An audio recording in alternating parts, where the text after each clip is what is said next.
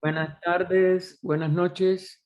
Continuamos hoy el estudio del hoy 17 de abril, día de Pascua Florida, el estudio del compendio de la doctrina secreta en el párrafo de la página 215 de la edición que poseo yo, o en otras hay otras, internamente es la 173, porque también hay dos numeraciones en cada libro, en el párrafo que dice la estrella bajo la que nace una entidad humana.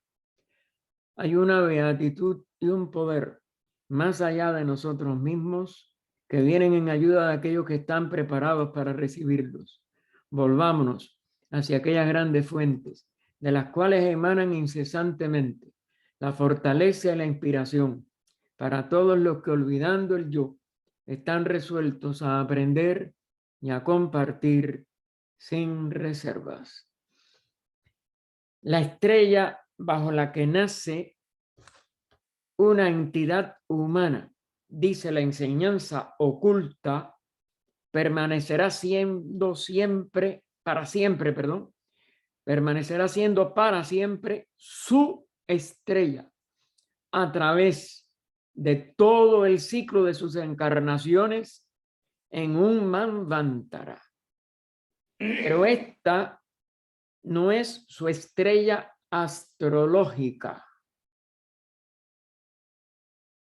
Y fíjense cómo ella lo enfatiza en itálica, porque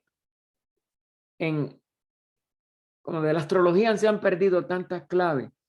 Esta es una de las confusiones en que muchas personas que tratan de investigarla desde el punto de vista más profundo o esotérico. Pero recuerden que ni aun los judíos, cuando fueron llevados en cautiverio a Babilonia, pudieron conocer las 7 claves. Por el contrario, perdieron muchas más de las que ganaron nada más que 2 claves, la astronómica y la fisiológica. Y por tanto, quedan todos esos errores en toda la astrología occidental. ¿Por qué perdieron los mismos caldeos de Babilonia estas claves? Porque se fueron los iniciados, regresaron los iniciados que los estaban enseñando a la India, debido a que fueron quizás en lo que conocemos por lo menos de historia humana, desde el punto de vista de lo que los maestros y HPV nos comunicaron, los que primero profanaron y convirtieron en un comercio esta ciencia. Ninguna ciencia esotérica o sagrada se puede comerciar con ella, so pena de perder sus claves. Y esta es la tristeza que da que esta ciencia sigue siendo profanada enormemente.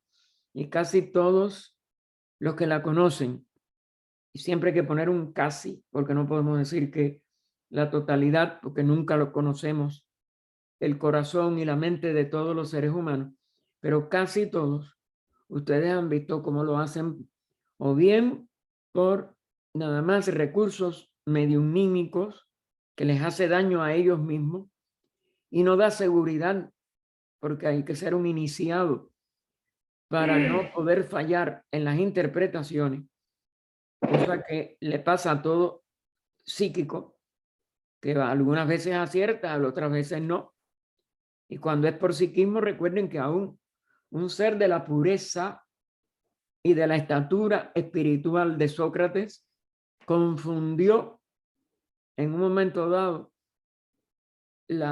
vamos a decir, el mensaje que desde su psiquismo recibió, pensó que era de su daimón, como él le llamaba, su alma superior, y tuvo que llegar, como es natural, a tomar la cicuta y tronchar su vida antes del término normal. Fíjense lo que le puede costar a un ser de la estatura de un Sócrates. Solamente los iniciados son los que dominan esto en el nivel espiritual y son los únicos que pueden interpretar una carta astrológica desde el nivel del espíritu.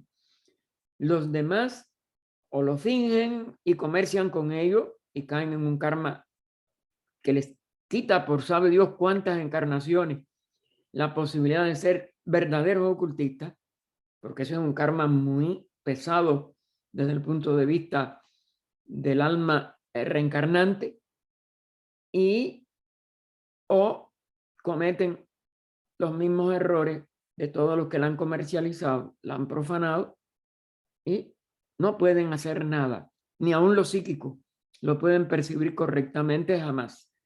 Ni en el fondo, el psiquismo se le cierra a una persona que está tan materializada como para comerciar con una cosa tan sagrada.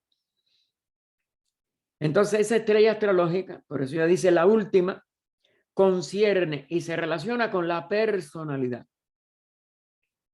Y por eso es que sí es correcto de que la carta natal hay que verla del nacimiento de esa personalidad.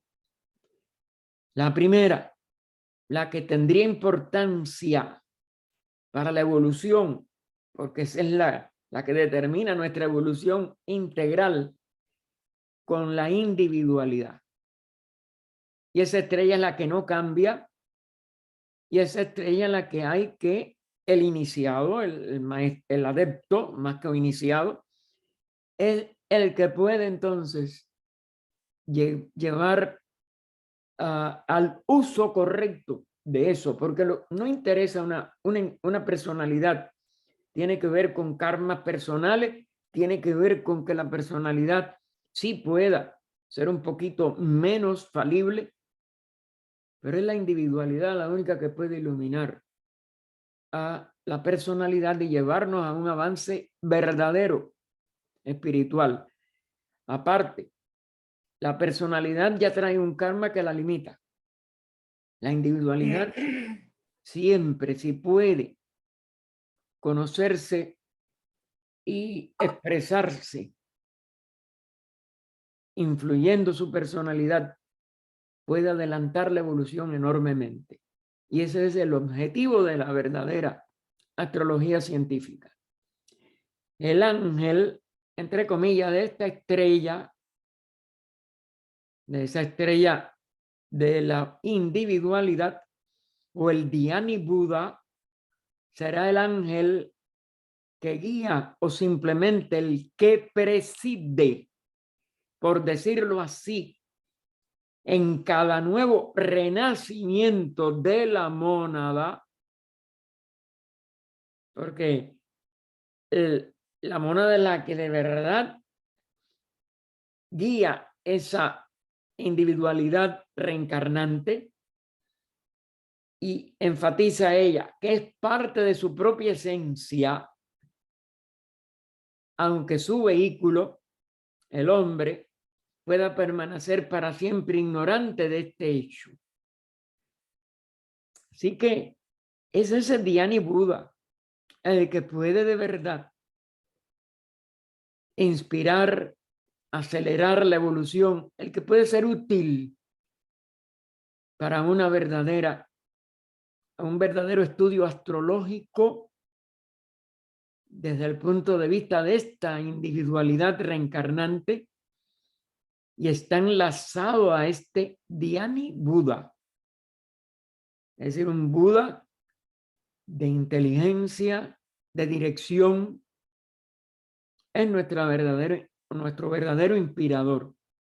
No es un ángel en el sentido religioso de la palabra, pero es mucho más que eso y más importante que todo eso. Los adeptos tienen cada uno su Dhyani Buda, su alma gemela mayor. Vean también cómo pone ella, entre comillas, alma gemela. Y la conocen. Nosotros la tenemos que llegar a conocer. Pero ellos ya la conocen. Llamándola alma padre y fuego padre. Y claro, esto es un lenguaje que expresa hasta donde la palabra puede llevarnos o guiarnos, o más bien inspirarnos. La palabra no es la cosa, pero estas dos palabras, alma padre, fuego padre, que son en realidad, ¿no?, palabras compuestas las dos de Padre, por eso es mayor que nosotros. Es lo que de verdad tiene que guiar nuestra encarnación desde lo verdaderamente alto. Porque nuestro ego está aprendiendo. Y tiene que guiarse de esta alma Padre, de este fuego Padre, para que no falle en su dirección. Y para que de verdad inspire cada personalidad en la que nosotros estemos funcionando. Sin embargo, solo aprenden a reconocerla en la última y suprema iniciación, cuando se les coloca frente a frente de la brillante, y vuelvo a ponerlo entre comillas, imagen. Porque esta estrella, esta realidad de esta jerarquía, recuerden que a la vez que abandonamos el nivel humano estamos ante jerarquías de jerarquías. Es la jerarquía que nos guía en toda nuestra evolución y en todo nuestro desarrollo individual primero y por tanto a la que conocemos en el momento en que culminamos la evolución humana y ascendemos consciente e irreversiblemente a una conciencia de unidad. Ya no hay un individuo separado evolucionando. Y ya nada más que entramos en la jerarquía de la cual esa estrella es nuestro, ese Dhyani Buddha es nuestro padre. Y ahora se pregunta ella, ¿qué tanto conocía Bulwer Lytton? Recuerden que Bulwer Lytton, el autor de Zanoni, de La raza futura y otras obras de carácter ocultista, fue discípulo del maestro aún antes de la fundación de la sociedad. Fue el primer ensayo que hizo el maestro con algunos discípulos occidentales. Bulwer Lytton fue uno de los que dio la talla hasta donde conocemos. Y entonces se pregunta HPV, ¿qué tanto conocía Bulwer Lytton de este hecho místico cuando describió en uno de sus instantes de inspiración más elevada a Zanoni? Recuerden que ese es el protagonista de esta novela ocultista, cara a cara con su Augoeides. Sabía él, porque Zanoni, hasta donde él lo presenta con un carácter de un ser humano que ya está ascendiendo para llegar a ser un adepto, pero en la novela todavía no lo es, y por eso tiene algunos fallos. Y recuerden que trata de proteger a aquella muchacha y se enamora de ella, cuando él ya debía de estar por arriba, nada más que su deber, no una preferencia sobre una expresión particular de la vida. Pero de todas maneras, lo que sí fue un instante de inspiración. Pero llegó Bulwer Lytton a conocer esta ley de que solamente en el adeptado era que la podía ver cara a cara. Fue nada más que un anticipo de que ya Zanoni, al vencer las pruebas, podía, la última prueba yo creo casi que le quedaba, podía alcanzar el adeptado y tener este reconocimiento cara a cara con su Dhyani Buddha. El logos o el verbo, tanto inmanifestado como manifestado, es llamado por los indos Ishvara, el Señor, entre comillas, aunque los ocultistas le dan otro nombre. Ishvara, dicen los vedantinos, ya está en una escuela filosófica y esta no es la enseñanza esotérica. Lo primero que ella está diciendo, sí, son los ocultistas, son los que están recibiendo enseñanza directa de la doctrina esotérica. Ísvara, dicen los vedantinos, es la conciencia más elevada en la naturaleza. Esta conciencia suprema, contestan los ocultistas, y ahora vamos a ver la diferencia, es solo una unidad sintética en el mundo del logos manifestado o en el plano de ilusión. Claro, a la vez que pertenece al sistema manifestado, ya, aunque sea una vestidura en el plano ádico de Maya, vela su realidad. No es el logo cósmico inmanifestado, en donde no hay ni un velo de Maya. Ya pertenece al manifestado. Pues es la suma total de las conciencias dianchohánicas. Es decir, de los aspectos de la realidad que que han entrado, que están entrando o que ya han entrado en el cosmos manifestado.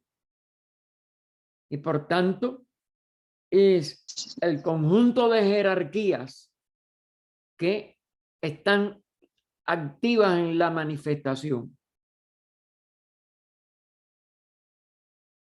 Atma es no espíritu en un estado final parabrácmico. Es decir, durante la manifestación, Atman es el espíritu manifestado. Pero en el estado parabrácmico, más allá del manifestado, en la realidad por siempre inmanifestada, como le llamaría años más tarde el doctor Taini, es no espíritu, porque no se está manifestando. Y por tanto no es una suma de jerarquías o conciencias dianchohánicas. Es en sí mismo esa totalidad del aspecto espíritu en su paralágico estado de reabsorción en el espacio, como una unidad. Allí no hay ninguna manifestación. Ísvara o logos es espíritu, pertenece al Manvantara.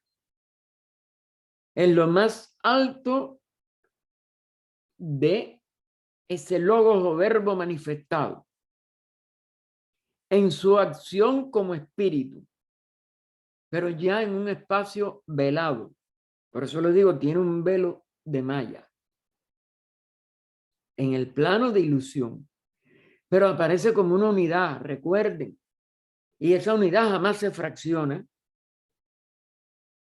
Y entonces solamente se le puede estudiar como la serie de jerarquías dianchohánicas, etcétera, a través de sus funciones que aparecen como separadas, aunque no lo están, pero que sí son específicas, vamos a decir, de aspectos de la manifestación universal.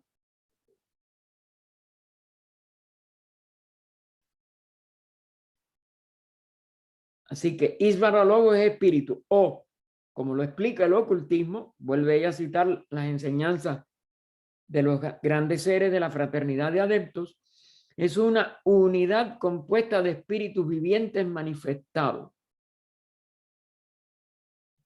Unidad, pero de espíritus vivientes manifestados, que aparecen a través de ese velo de Maya del espacio manifestado como diferentes, pero que siguen siendo la misma unidad. Y eso se aplica a cada jerarquía, o a cada nivel jerárquico, vamos a decir, que también no son jerarquías separadas, sino son una expresión aparentemente múltiple de uno de los aspectos de la unidad manifestada.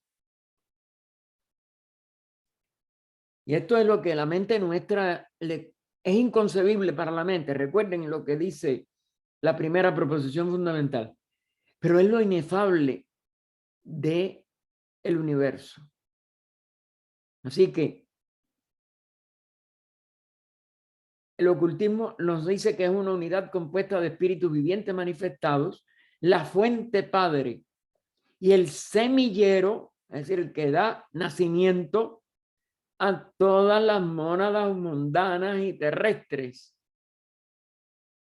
Más, es decir, que ahí están todos los reinos, porque todo reino tiene una mónada, es expresión de una mónada, a través de almas grupales, los minerales, vegetales, animales, y a través de un alma individual en el cuerpo causal, a través del reino humano. Así que semillero de todas estas mónadas humanas, mundanas y terrestres, más su reflexión divina, es decir, su reflejo divino que viene desde el centro de sí mismo, que emanan del logos y vuelven al mismo. Porque el logos es el vehículo de esa expresión de la vida una a través de múltiples expresiones mundanas, terrestres, etc. Cuando cada una llega al punto culminante de su tiempo.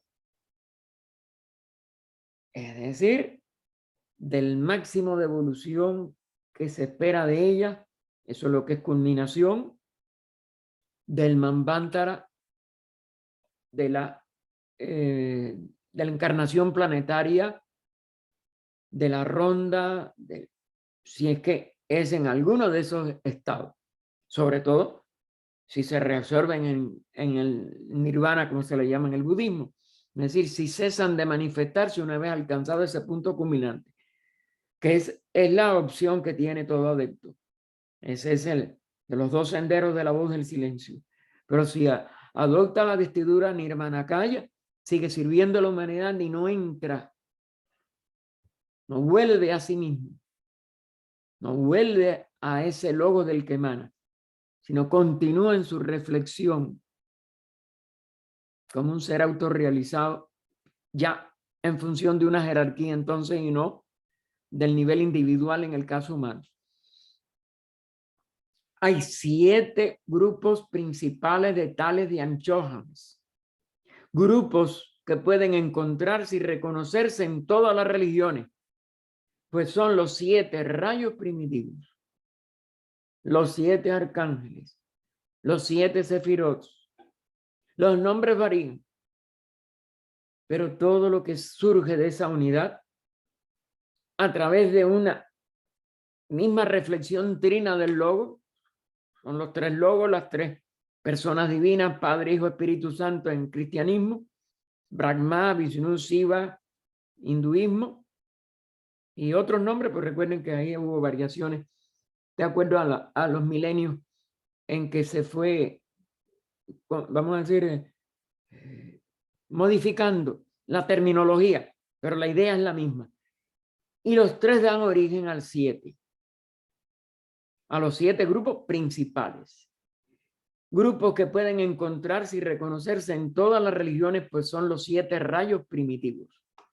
El ocultismo enseña que la humanidad está dividida en 7 distintos grupos con sus subdivisiones mentales, espirituales y físicas.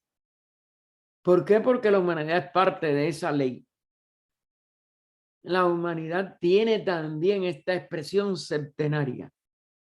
Se les llame rayos, se les llame 7 razas raíces, 7 subrazas, 7 periodos mundiales en que se expresa, etcétera. 7 clases de mónadas, por ejemplo, cuando empieza una nueva humanidad en una nueva encarnación de un sistema planetario como el nuestro. Ahí hay una llamada que nos dice, de aquí los 7 planetas principales, las esferas de los 7 espíritus residentes, bajo cada uno de los cuales nace uno de los grupos humanos, que es guiado e influido por ese medio. Hay solo 7 planetas, especialmente, y lo pone en letra más oscura, relacionados con la Tierra, y 12 casas o 12 constelaciones o 12 espíritus también subsidiarios, o no sé cómo se le llamaría, porque el 7 y el 12 también son 2 combinaciones muy interrelacionadas y de las cuales nosotros todavía sabemos muy poco, o podríamos decir mejor, nada.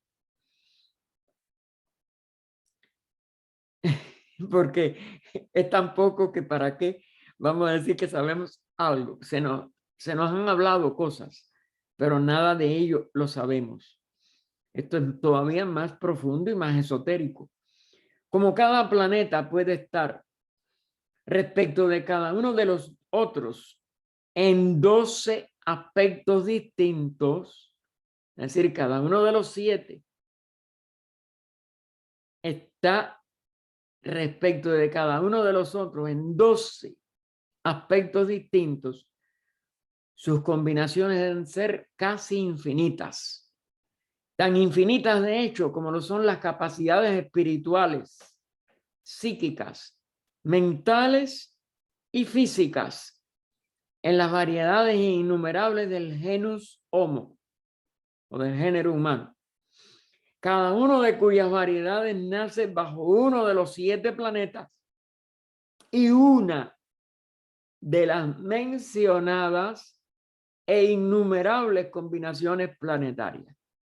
Y nos remite al Theosophy, la revista oficial de la sociedad que HPV y Olcott fundaron en 1879, después de llegar a la India. Ellos llegaron en febrero y en octubre fundan la revista. Fíjense si ellos fueron con un plan de los maestros que quizás ellos mismos no conocían, pero todo esto obedeció un plan que se publicó en agosto de 1886, 2 años antes de la publicación de la doctrina, pero que ya estaba trabajando en la doctrina desde el 84, o quizás 85, en el 84 ya estuvo muy grave, pero bueno, fue lo último que ella hizo en su vida de envergadura. Y fue, como dijeron los maestros a Olcott en una carta, uno de los 2 maestros le escribió a Olcott, es la obra conjunta de Upasika, que era el nombre que ellos le daban, el otro maestro y yo, y el humilde escritor de estas líneas. Ellos se responsabilizaron los 2 con esa obra junto a ella, aunque ella fue la única que lo firmó. Y este es el agradecimiento que tenemos que tener con una mujer tan enferma, pero con esta ayuda de ellos 2 que se responsabilizaron con el contenido de la obra. Pero claro, aquí mismo, cuánto queda todavía que no es comunicable y que tenemos que desentrañar entrando en nuestro corazón y elevándonos a la altura de ese varón perfecto en Cristo que hoy conmemoramos desde el punto de vista solar lunar, porque fue la luna llena de anoche con con la combinación del sol después del equinoccio de primavera, que repite muchos de estos misterios de una manera también incomprensible para nosotros. Por eso, aunque nos deseamos en palabras felicidades y esto y lo otro, más bien lo que tenemos que desearnos es cómo descubrir este misterio también de este ciclo anual en relación con esta entrada en uno mismo, el abandono de todo vehículo y poder resucitar a la vida eterna como estos Cristos y estos Budas hacen. Y después de esa nota dice, es que continúa ella, la mónada pues considerada como una, y fíjense cómo lo pone todo en mayúscula, no hay mónadas, hay mónada, porque nunca se divide la vida, y mucho menos el espíritu, los cuerpos en que ella habita durante el periodo de Manvantara son los que aparentemente también se dividen, pero no se dividen tampoco. Esa mónada una está por encima del séptimo principio en el cosmos y en el hombre. Es decir, está por encima de toda diferenciación, ya sea macrocósmica y del cosmos con K, es decir, de el cosmos más allá del cosmos con C, que es el de 7 planos del sistema solar, y esos 7 planos son cósmicos con K, de los cuales no sabemos nada. Y en la humanidad, que claro es el reino específico y de pivote y punto entre la manifestación aparentemente diversa hacia afuera y el autodescubrimiento en conciencia de la unidad de nuevo cuando alcanzamos el adectado. Porque eso es lo que llega a su plenitud. Y eso es lo que estamos conmemorando hoy. La plenitud de un adectado. Y como tríada, es decir, la primera aparente diferenciación, Padre, Hijo, Espíritu Santo, Brahma, Vishnu, Shiva, espíritu, alma, cuerpo, en un ser humano, que es otra división trina fundamental, es la progenie radiante de la mencionada unidad. Otra vez uno, como una arriba, unidad, todo en mayúscula. Y entonces, relativamente hablando, compuesta. Es decir, una unidad que permanece siempre como unidad, pero aparece como compuesta o múltiple, o al menos con diferentes funciones durante la manifestación. No el aliento de Dios, como se llama esta unidad, ni creación especial emanada de nihil. Nihil es una palabra latina que significa nada. Entonces, creación especial emanada de la nada, no. Toda manifestación emana, por eso la doctrina de las emanaciones es tan importante en teosofía y en el ocultismo, emana de la realidad, que durante un pralaya aparece como nada todo, pero en su aspecto todo surge emanándose de ella misma, de ese todo que aunque no está manifestando nada durante el Mahapralaya, tiene la capacidad siempre alternante con su otro aspecto de en manifestación, de manifestarse emanando universos enteros, seres humanos, conscientes, etcétera, porque la humanidad es la más especial de las emanaciones, y todos los reinos de expresiones de almas grupales en distintos niveles de manifestación de esa alma grupal. Pero el ser humano puede llegar a expresar la unidad total de su mónada, de su aspecto monádico. La mónada no se divide. De su aspecto monádico, eso es lo que es un adepto. Y un Dian Chohan, etcétera, etcétera. Porque por ese mismo hecho se expresa, pero a través de una jerarquía.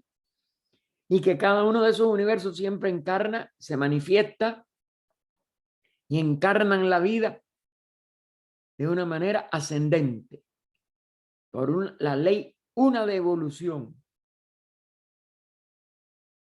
que es la misma ley de manifestación. Es una ley de manifestación evolucionante, siempre más rica, más llena que la manifestación anterior, siempre avanzando. ¿Hacia dónde? Hacia un esplendor que no tiene límites, que es parte de los tres pensamientos de el idilio del loto blanco, las tres grandes verdades. Pues semejante idea es por completo antifilosófica, porque no puede emanar de un aliento, porque no crea nada de la nada o algo de la nada. Eso es antifilosófico y degrada a la deidad. El aspecto del logos manifestado es lo que se le puede llamar deidad, rebajándola a una condición finita y con atributos. La seidad no tiene, ni la mónada una tienen ni atributos, ni nada donde terminar, ni nada donde comenzar. Porque es inconcebible, inefable, y es lo que es y más nada. Como lo expresa muy bien el traductor de la joya suprema de sabiduría, que es una de las traducciones, a nosotros se le llama joya suprema del discernimiento, porque es como más se le ha hecho la traducción, pero ella aquí mantuvo que Viveka Chudamani, Viveka, sí tiene un nivel para una expresión individual de la conciencia constreñida a través de la expresión de un ser humano, puede ser discernimiento de conocimiento, pero en realidad Viveka Chudamani de Sankaracharya, pues es sabiduría. No, ahí no puede haber un término tan raquítico como conocimiento. Sin embargo, y muchas traducciones por ahí lo mantienen. Y claro, la palabra no es la cosa, pero sí hago la aclaración porque ella usó así, joya suprema de sabiduría. Aunque Ísvara es Dios, es decir, es el logos manifestado, es lo que sería el Dios de cualquier religión, el Dios de cualquier concepción filosófica misma, como manifestación de lo inmanifestable en su integridad. Manifiesta nada más que un aspecto de sí mismo. Por favor, si me pueden cerrar los micrófonos, que está haciendo alteración de la grabación.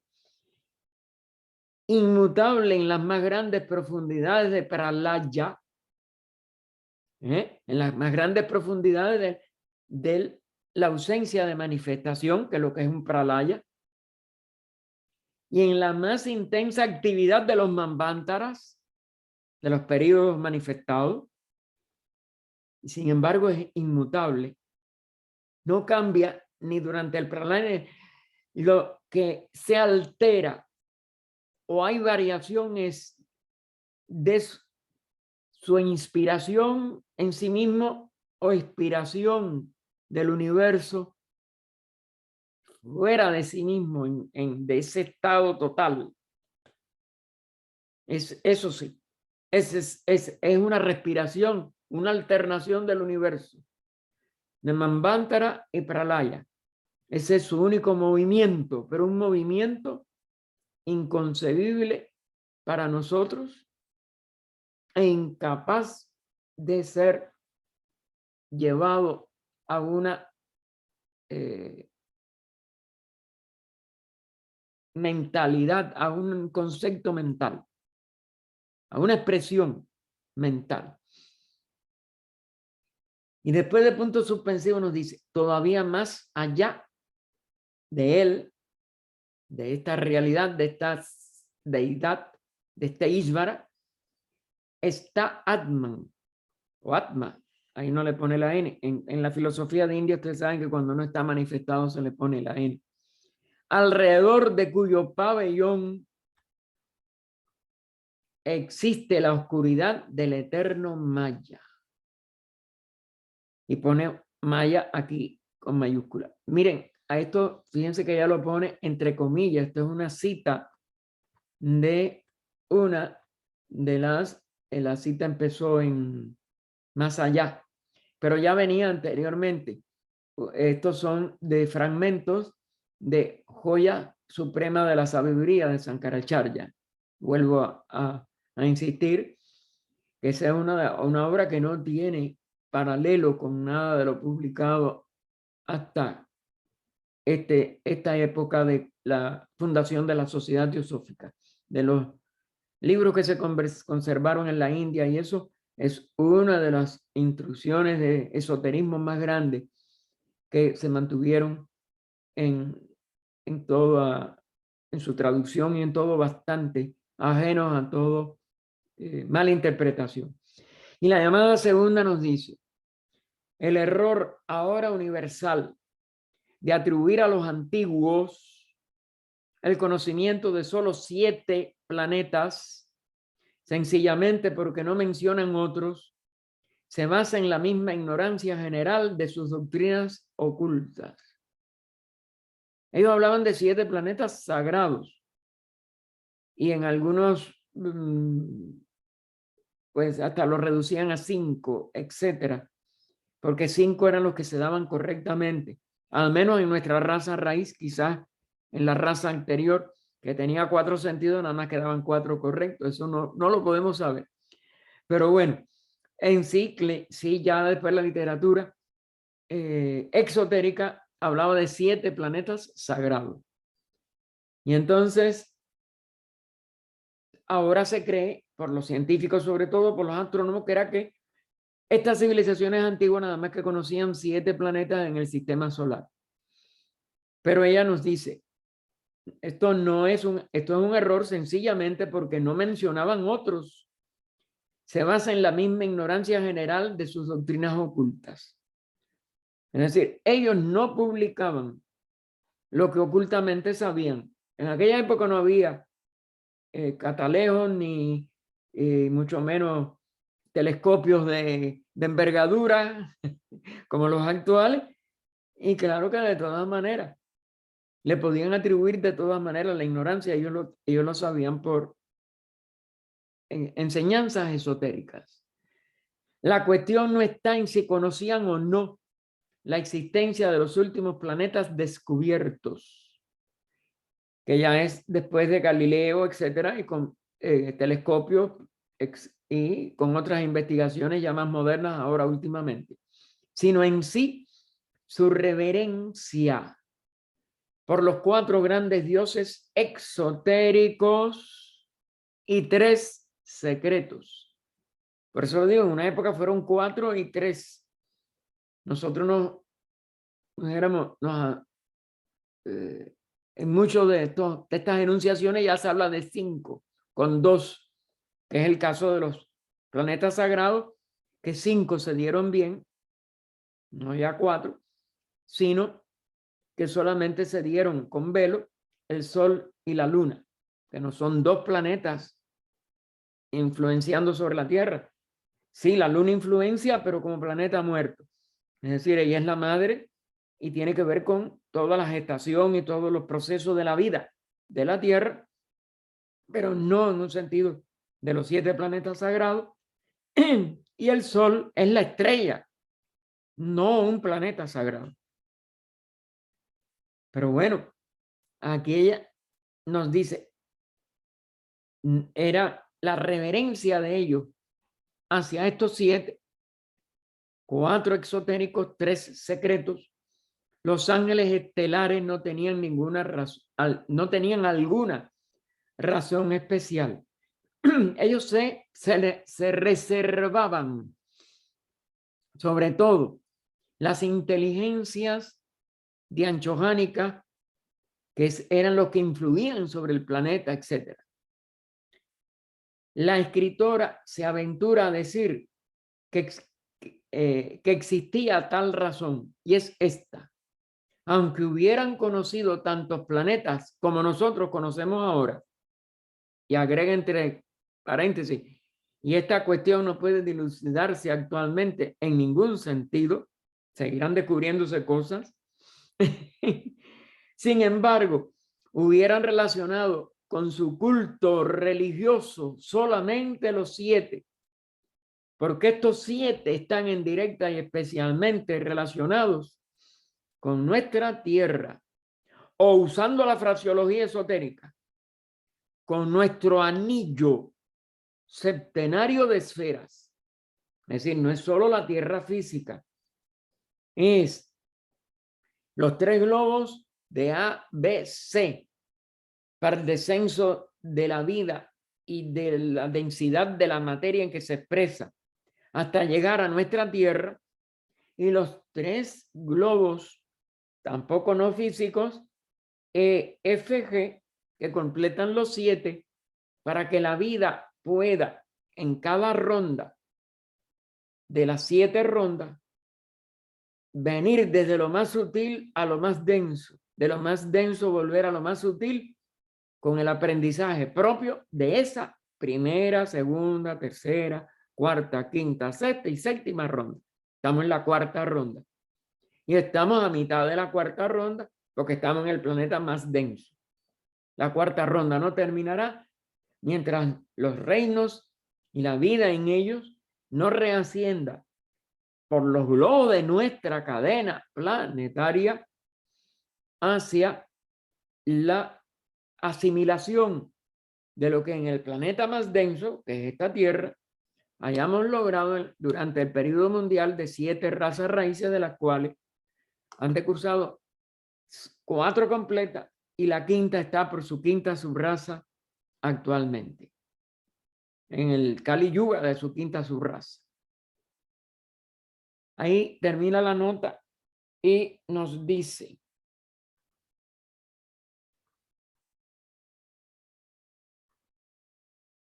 las tríadas nacidas bajo el mismo planeta padre, y fíjense cómo pongo tríadas otra vez entre comillas, o más bien las radiaciones del mismo y único espíritu planetario o Dhyani Buddha, son en todas sus vidas y renacimientos posteriores almas hermanas o gemelas en esta tierra. Otro de los aserciones que vamos a ver ella pone la nota, pero que esto tiene una serie de implicaciones tan profundas que mientras no seamos ocultistas es muy difícil que alcancemos la más alta, el más alto resultado de recibir esta información. Esto es uno de los misterios de nuestras enseñanzas y que ella incluye aquí porque están así en las estancias de Xi'an, y tenemos que tener alguna idea, pero no podemos reciarnos que mientras seamos seres humanos y corrientes como somos casi todos nosotros, podamos desentrañar los aspectos más esotéricos de ella. Dice, la idea es la misma que la de la Trinidad cristiana. Fíjense, la idea, no el dogma. La idea de la Trinidad cristiana es la misma que lo que se está exponiendo aquí, pero no el dogma, donde se hace un disparate antropomórfico horrible. Los 3 en uno, que es lo fundamental. Como toda Trinidad es una unidad que cumple funciones triples o trinas, aparentemente distintas, pero esencialmente complementarias de la unidad aquella, sin perder la unidad de la expresión logoica, solo que es más metafísica.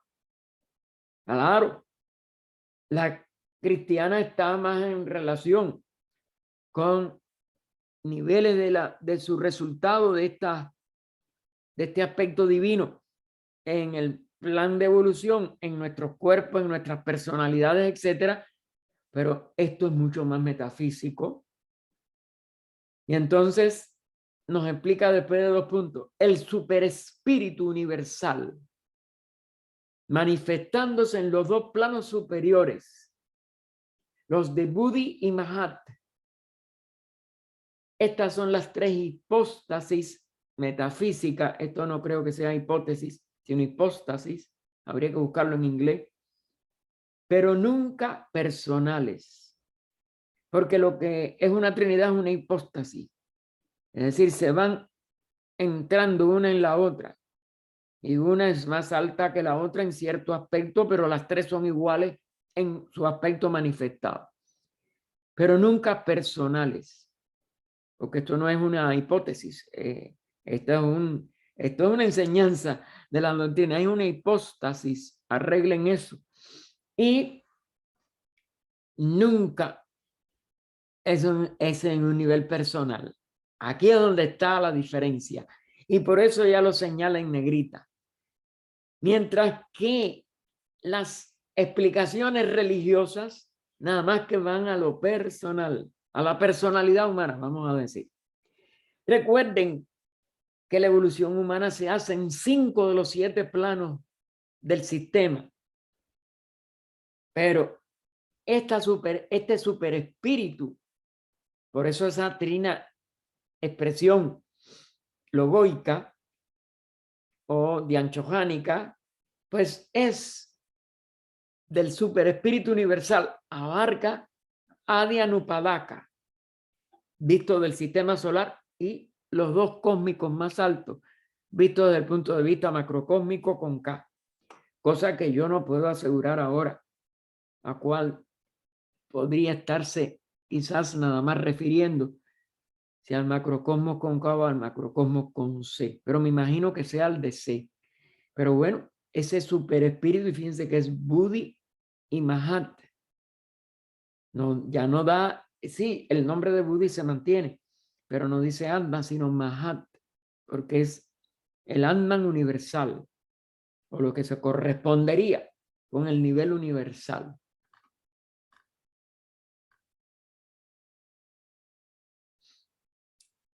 Esto continúa ahora ya en el párrafo siguiente. Esto fue reconocido. Ahora, está en algo de lo que tratamos en cierto aspecto, pero por eso y sin velo yo no entré en la doctrina porque digo, en lo que nosotros explicamos ayer de lo que es el aspecto esotérico de la Semana Santa. Pero me conformé con Isis porque aún en Isis hay mucho, pero mucho que no podemos llegar a. Imagínense en esta, si entramos en esto de esta parte de la doctrina o algo, hubiera sido ininteligible y no da tiempo en una hora hablar de tantas, pero aquí está tratado un poquito más profundo de lo que se anunció ayer, sacando nada más de Isis sin velo. Esto fue conocido por todos los iniciados elevados de todas las edades y países. Y por eso es que Juan, el que escribió, no es Juan el que nosotros denominamos como discípulo predilecto, sino que fue un gnóstico. Ese evangelio es un evangelio gnóstico. Y entonces en la capítulo 10, versículo 30 o 30, dice: yo y mi Padre somos uno, dijo Jesús. Y ahí, cuando ella da Juan, ¿no? El Evangelio de San Juan nos dice en la llamada, la idea es la misma que la de la Trinidad cristiana. Ah, bueno, ya yo lo había leído, perdón. Eso ya yo lo leí. Yo tenía que seguir a la siguiente. Cuando se le hace decir en otra parte, ahora es donde viene lo que yo sí traté ayer. Yo así, asciendo a mi Padre y vuestro Padre. Yo, está hablando Jesús, asciendo a mi Padre y vuestro Padre. Ello significa lo que acaba de exponerse. Claro, que eran uno en esencia, pero no en elevación. El Padre es el que tiene esa, ¿cómo éramos?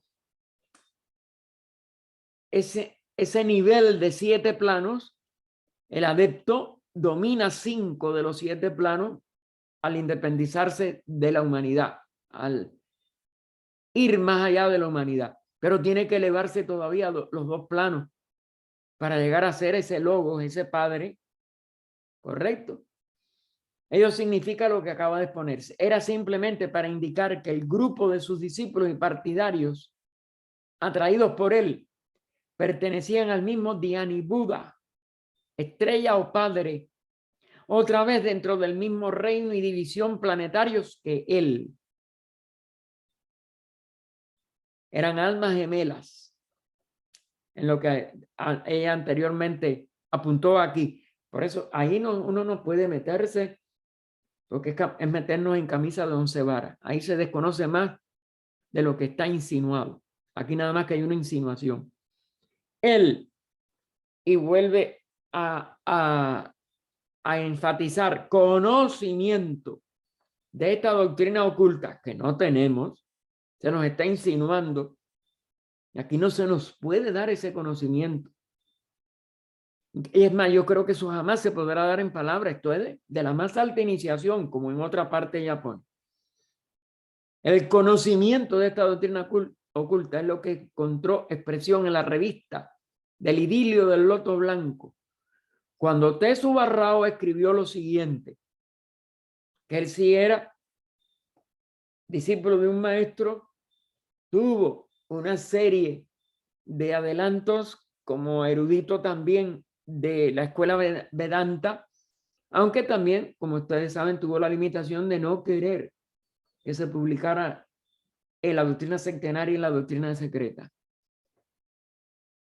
Y se lo criticó como que H.P. Verla, que había cometido fue donde él fue injusto.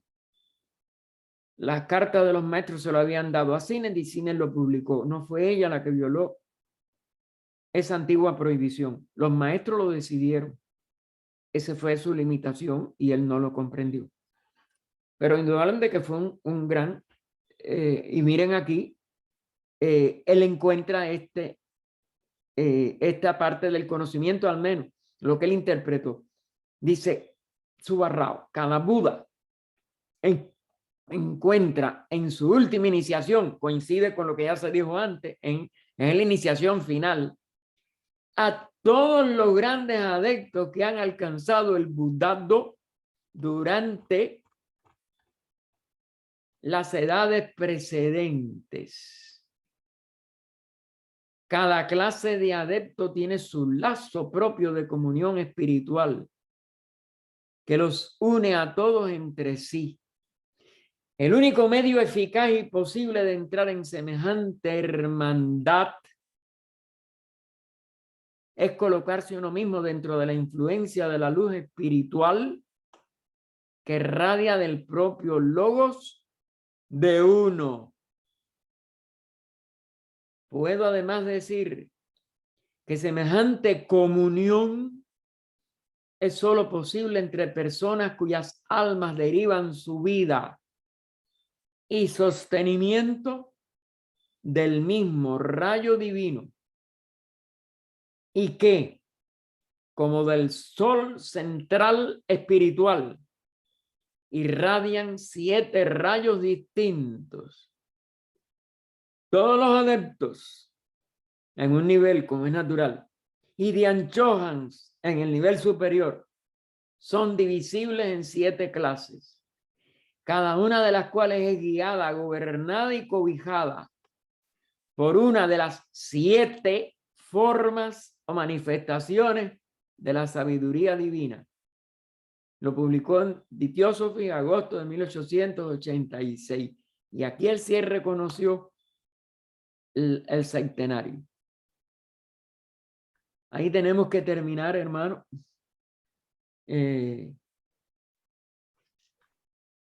Hermano, faltó esa nota. Ahora estoy viendo la nota 4. Me la salté. Abajo. Gracias, sí. Ahora vamos a no dejarla. Sí, porque en Juan 30 y yo pasé y seguí. Hágame, no tengas pena en decírmelo, Ernesto, en eso, guíame, que tú eres más así que quizá, bueno, que yo cualquiera, pero que otros que no se atreven. la identidad a la vez que la diferenciación ilusoria. ¿Ve? Identidad, pero con diferenciación ilusoria, es decir, mayábica, en manifestación de la mónada angélica y la mónada humana, se muestra en la sentencia siguiente. Que eso sí lo vi ayer, por eso se me fue también, es que ya todo esto sí yo lo cogí de Isis. Mi Padre es mayor que yo. Juan 14, 26. Glorificad a vuestro Padre que está en el cielo. En Mateo 5, 16. Los justos brillarán en el reino de su Padre, no de nuestro Padre. En el 13, 43 del mismo Mateo, ¿se percatan? ¿No sabéis que sois el templo de Dios y que el Espíritu de Dios mora en vosotros? Primera epístola de Pablo, que también era iniciado de los misterios de Mitra, capítulo 3, versículo 16. Yo asciendo a mi Padre, etcétera, etcétera. Es decir, esto lo que pueden ustedes ampliar más de lo que ayer nosotros dijimos, porque abarca también a la primera epístola de Pablo a los Corintios, a Mateo, en los capítulos 5 y 13, y vean esas diferencias que no son errores, son la realidad de esta identidad en un sentido de la unidad que nunca se puede dividir, y la expresión manifestada en que aparecen mayábicamente como diferentes. Entonces continuaremos en el próximo domingo en la página siguiente a la que estábamos. No se puede adelantar mucho más aquí, hermano, porque figúrense. Y en el inciso 14, las fuerzas. Oh vida oculta que vibras en cada átomo. Oh luz oculta que brillas en cada criatura. Oh amor oculto que todo lo abarcas en la unidad. De cada ser que se sienta uno contigo, sepa que por lo tanto es también uno con todos los demás. Paz, paz, paz a todos los seres. Adelante, Ernesto, ya que hoy ayudaste 2 veces, pues, la tercera. Dime. Así, aquí hablando de los 7 planetas que decían los antiguos, en la nota nos habla de que habían 4 que eran públicos, que están seguramente relacionados con los puntos cardinales, los Maharayas. Y después nos dice ella sobre los 3 ocultos secretos. ¿Qué nos puedes decir de esos 3 ocultos secretos, hermano? Nada, yo no sé nada del oculto, ahí donde está, por eso les digo. Mira, aún de los planetas sagrados, tú sabes que hay 2 erróneos actualmente. Que ella dio una insinuación que no la acabo de encontrar, pero me la recordó y es cierto, en el estudio nuestro de la semana, Rafa tuvo la gentileza de hablar de que él recordaba, y es cierto, pero a mí se me olvida todo. Yo no sé, un día se me olvida hasta como si éramos comer o no sé, lo que sea. Miren, es cierto que ella habla en algún lugar y no lo puedo localizar, eso sí, la verdad, de que cerca del Sol había un planeta que los antiguos le habían dado hasta un nombre, si mal no recuerdo, y que no era Mercurio, y que los astrónomos lo habían dejado de ver, que algunos pensaban que era que eso era una ilusión de los antiguos y que no era verdad. Otros pensaron que era que quizás había caído al Sol y se había desaparecido, se lo había comido el Sol. El otro se dice que es que está muy cerca creo que es de la Luna o de la misma Tierra, pero que no es perceptible. Yo no me acuerdo ahora el otro bien. El primero es que yo me acuerdo, que ella le da hasta un nombre, no sé si es Helios, alguno de estos nombres que los antiguos daban a los dioses, etc. Bien. Ahí le dice Vulcano, el 1000 se dice Vulcano. Ah, Vulcano, ok. Gracias, Emilce. Ok. El caso es que esos dos, ella lo único que dice que ni Mercurio, pero sí, Mercurio sí. Bueno, perdón, que ni el Sol ni la Luna pueden ser planetas sagrados para completar los 7. ¿Por qué? Porque el planeta es una estrella y la Luna es un planeta muerto. Y que esos son planetas vivos, que están en relación con las 7 esferas vivas, como ella puso ahora, que eso sí no está en Isis sin velo. Yo no compliqué, porque, oígame, si uno sigue complicando, para decir que yo los conozco, no. Que yo sé por qué esos planetas no son visibles ahora, o quizás no lo fueron nunca y los antiguos nada más que lo sabían por esoterismo. ¿Cómo lo podemos saber? Ahora, lo que sí es que no entré tampoco eso en detalles ayer cuando hablábamos de la Semana Santa, aunque todo tiene el 7, figúrese que todo está, la misma semana es de 7 días. Y hice sí alusión a los, hay 4 días que son de menor importancia y los 3 días más sagrados, que es Viernes Santo, Sábado Santo, Domingo de Resurrección. Y los 4 que son los que van preparándonos: lunes, martes, miércoles santo, jueves santo, que es el cuarto. Y es el pivote, porque es el que tiene ya la última cena, el mandamiento, por eso se le llama Monday to Thursday en inglés, y el jueves del mandamiento es donde hace el tránsito, ahí viene lo prenden, etcétera, etcétera. La persecución, vamos a decir, el símbolo de la persecución previa a toda, digo, que sigue a todo triunfo, como dijimos también, pero previo también en la prueba para poder ascender a la etapa superior. Y todo eso es místico y todo eso es interno. No fueron hechos externos solo. Pero bueno, la historia de Jesús, como la historia de todo iniciado, es secreta. Y olvídense que nadie la va a desentrañar.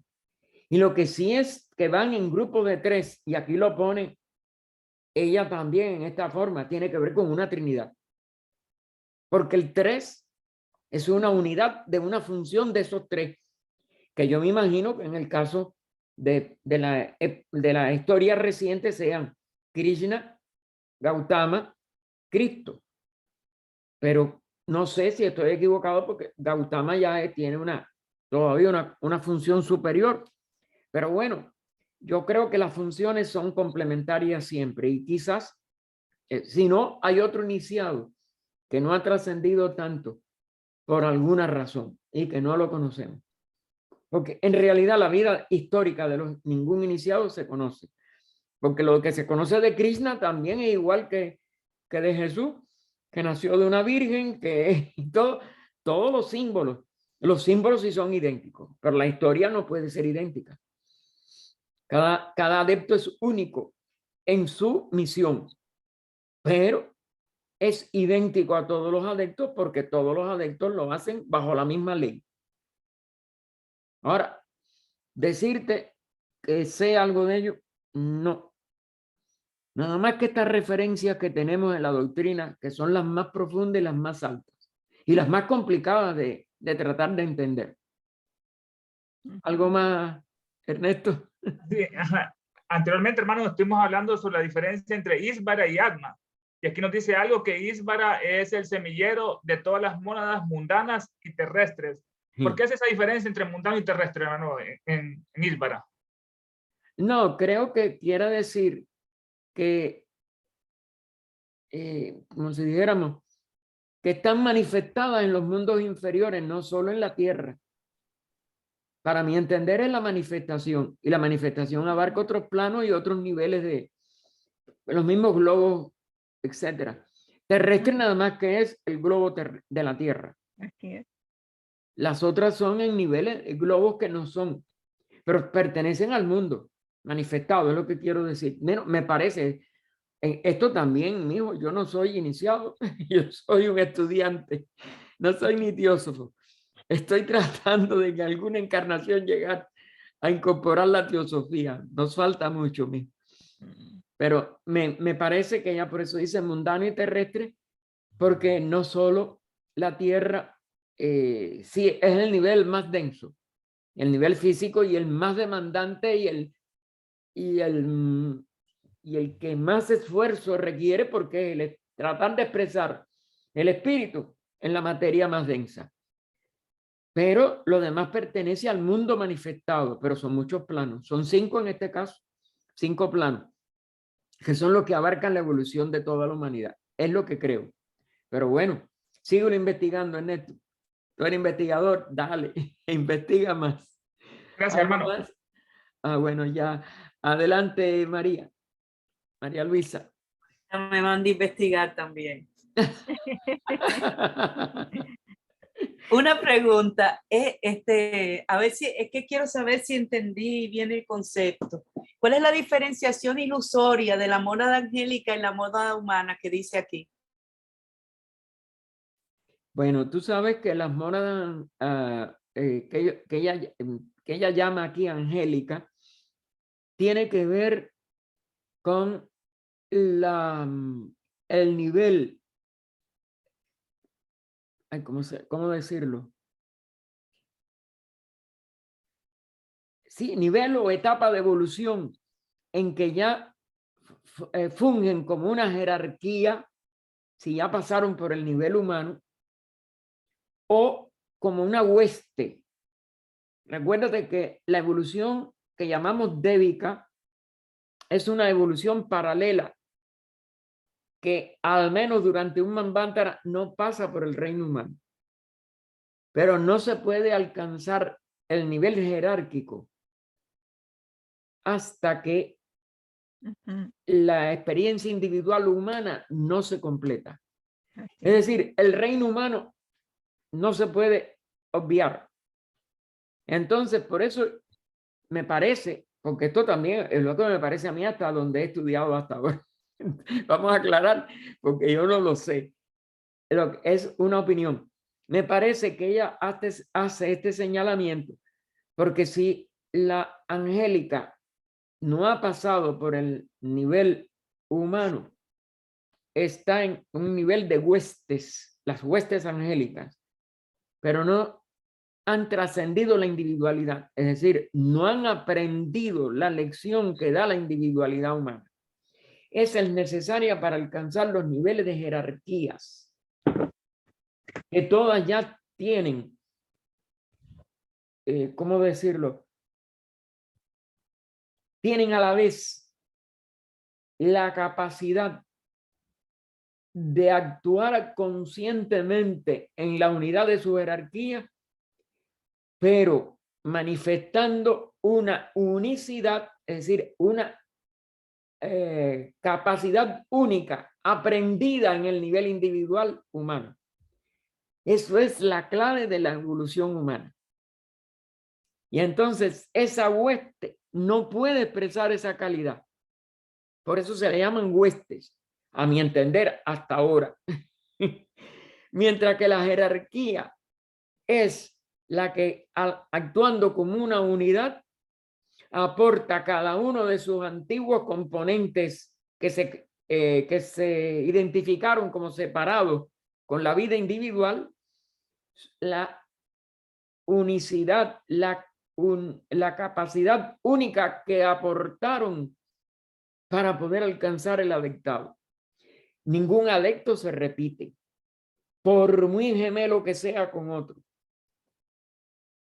No sé si me he expresado porque esto es tan difícil ponerlo en palabras, mijita. Gracias, porque yo sí estaba perdida. Ahora sí lo entendí mejor. Gracias. Bueno, espero que siempre sea capaz de poder, por lo menos, dar una opinión que entiendan. Si ustedes lo comprueban después que no es, no tengan pena en decírmelo a mí mismo, porque yo no estoy, como dijéramos.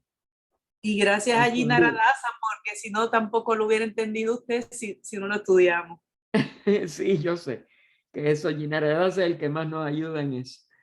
Adelante, Milce. Y en realidad la pregunta que yo tenía era exactamente la misma que hizo recién la hermana.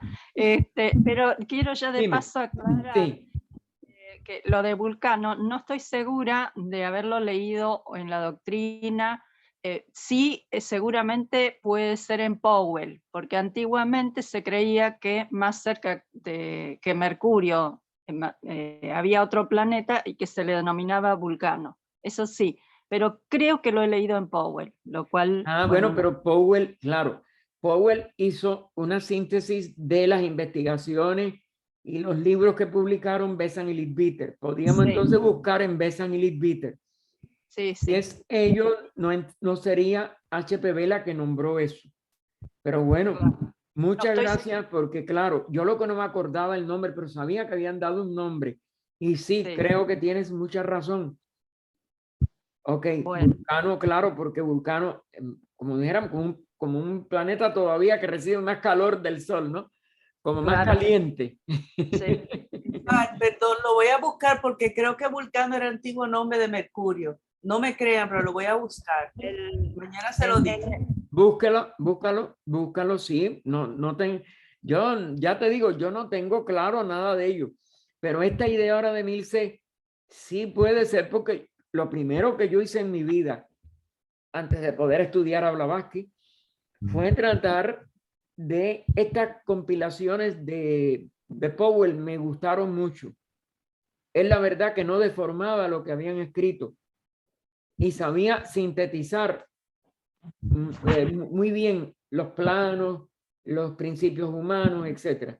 Así que sí, búsquenlo también en Powell. Muchas gracias, Emilce, por esta indicación. Creo que sí. Sí, el libro es El sistema solar de Powell. Ahí trabaja con en todas el las sistema solar. Ok, Sí.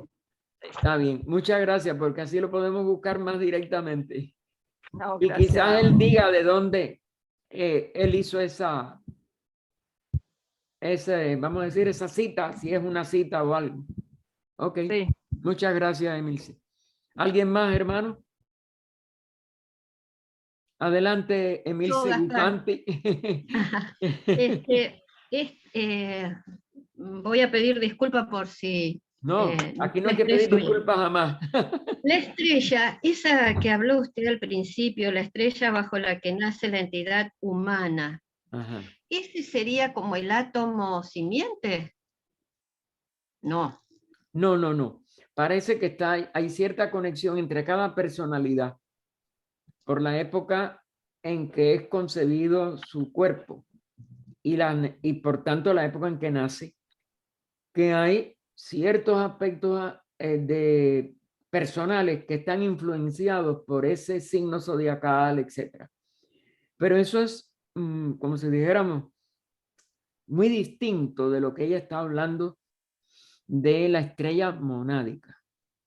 Y entonces, la que tiene que ver de verdad con la evolución total de ese Es la ser humano, estrella. de esa mónada, pues es La estrella. esa estrella padre verdadera y que tiene que ver con los logos, como tú estás viendo también. Es decir, Gracias. con los 7 logoi del logos. Recuerden que el logo también es un logo total de todo el sistema y sus séptuples expresiones que dan entonces lo que se llaman los logoi subsidiarios o ayudantes. Son jerarquías de seres. Todo esto son jerarquías, hermano. Gracias, Ahora, Gaspar. pasaron todo por el nivel humano antes de ser esa jerarquía. Bueno, entonces recuerden lo que con nosotros ayudan en la oración de sanación, dada tantos enfermos que sigue habiendo y que tenemos, y tanto sufrimiento que hay en el género humano. De la Orden Teosófica de Servicio, en 1 hora y 15 minutos, tenemos en el sitio de la Orden Teosófica de Servicio de México esa oración que hoy va a dirigir la hermana Ligia, ¿no? Sí, Ligia Montiel. Ligia Montiel de Costa Rica. Así que los invitamos a todos a cooperar siempre, como decíamos, con la fuerza mental que en nosotros todavía es endeble, pero es mucho más poderosa de lo que creemos. Recuerden que HPB entregó las últimas enseñanzas orales al círculo interno de Londres, al que pertenecían nada más que 12 de los estudiantes de aquella época de la Sociedad Teosófica en Londres, y entre Annie Besant y Mead, que fue su secretario, tomaron nota de todo ello, y 7 años después fue el material que entonces, junto con algunas notas que ella había dejado para el tercer volumen de la Doctrina Secreta, y eso fue lo que se publicó. Ella dijo: difundan mentalmente durante un tiempo, pero bueno, al menos 7 años, estas ideas para que la humanidad las pueda recibir. Eso, claro, eran estudiantes que no se pueden comparar con nosotros, pero de todas maneras, lo que estaba entregando ella era, vamos a decir, material mental para que se pensara sobre ello. Y entonces, si a la mente unimos el corazón para servir, yo creo que sí, que tenemos y tenemos que ayudarlo, como sentirlo como un deber, como un dharma, y que podemos, porque sí, el pensamiento se refuerza cuando se une, no importa lo separados que estemos físicamente. Si estamos unidos en corazón, estamos haciendo un bien a la humanidad, y la humanidad lo necesita. Así es. Y ese es el motivo de las mismas invocaciones al inicio, al término de los estudios. No es una superstición de que hay que hacerlo y que si no se hace y que si no se cerró, que si se olvidó. Hay preocupaciones de esas que para mí son superfluas.